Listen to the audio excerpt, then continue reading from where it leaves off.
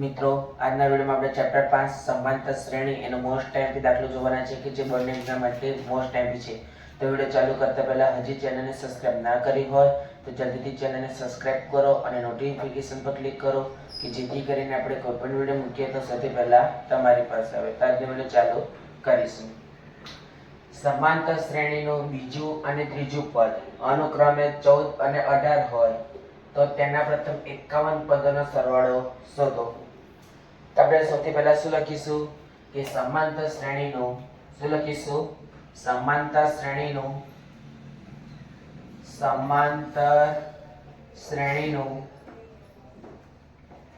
બીજું પદ 14 છે. હવે સમાંતર શ્રેણીનું બીજું પદ 14 છે એટલે a2 બરાબર શું થાય 14 થાય. હવે બીજું પદ એટલે એના કરતા ઓછું તો માટે a + d બરાબર 14 સમીકરણ નંબર 1. હવે સમાંતર શ્રેણીનું ત્રીજું પદ 18 હોય તો આપણે લખીશું સમાંતર શ્રેણીનું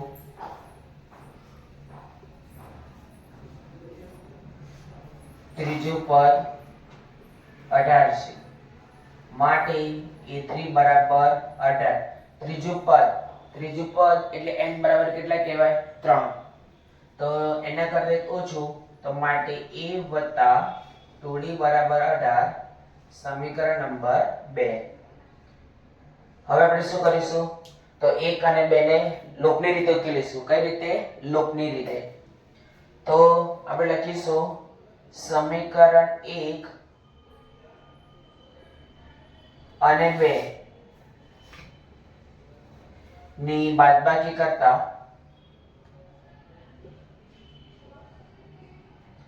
a + d બરાબર 14 a + 2d બરાબર 18. બાદબાકી કરવાની છે એટલે ચિહ્ન બદલવા પડે. d - 2d તો -d 14 - 18 તો -4. બંને બાજુથી માઈનસ માઈનસ નીકળી જાય તો માટે d બરાબર 4. ચલો હવે d બરાબર 4 કાં તો પહેલા પહેલામાં મૂકો કાં તો બીજા સમીકરણમાં મૂકો. જેમાં મૂકવો હોય એમાં મૂકવાના. તો જે ઈજી હોય એમાં મૂકીશું. તો d બરાબર 4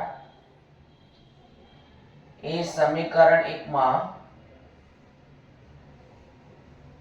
મૂકતા તો જ્યાં d દેખાશે ત્યાં કેટલા મૂકવાના 4.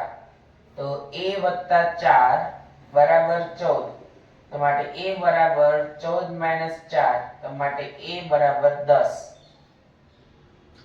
હવે આપણે શું શોધવાનું છે આપણી પાસે a અને d છે. હવે આપણે પ્રથમ 51 પદોનો સરવાળો શોધવાનો છે. તો n બરાબર કેટલા કહેવાય 51. કેટલા 51. તો આપણે સૂત્ર મૂકીશું Sn બરાબર n/2 2a + n - 1 * d. તો જ્યાં n દેખાય તે કેટલા મૂકીશું 51. 2 ના 2 a બરાબર 10 n 51 - 1 d બરાબર કેટલા 4.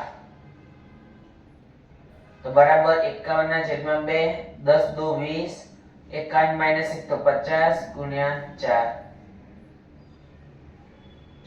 તો 20 + 5 = 200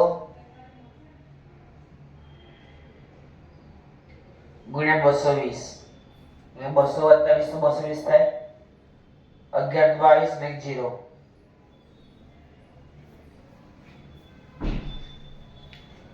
હવે આટલું હું ભૂસી કાઢું છું.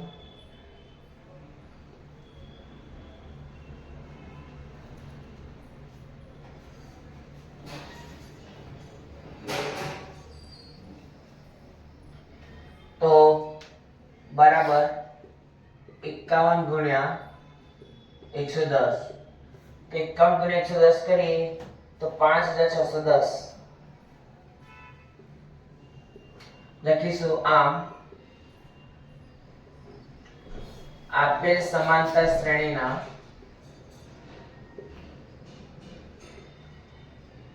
પ્રથમ 51 પદોનો સરવાળો